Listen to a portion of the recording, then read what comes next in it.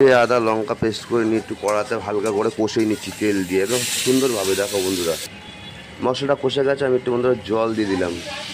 পাবদা মাছ কিন্তু ভেজে রেখেছিলাম, দেখো বন্ধুরা, এখন দিয়ে দিলাম। চটজলদি শর্ট টাইম বেশি তৈরি হচ্ছে। এবার আমি কী দেবো বন্ধুরা, পোস্ত বেটে রেখেছিলাম, পোস্ত এখন দারুণভাবে কিন্তু তৈরি হচ্ছে বন্ধুরা, বুঝলে তো।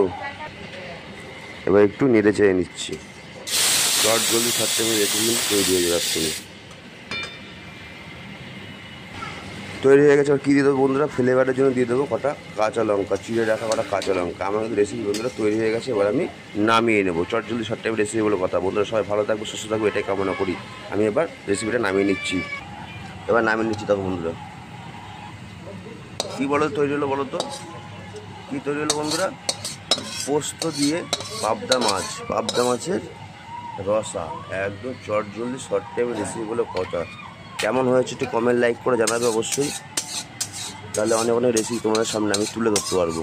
টাটা বন্ধুরা, ভালো থাকো, সুস্থ থাকো, এটাই কামনা করি।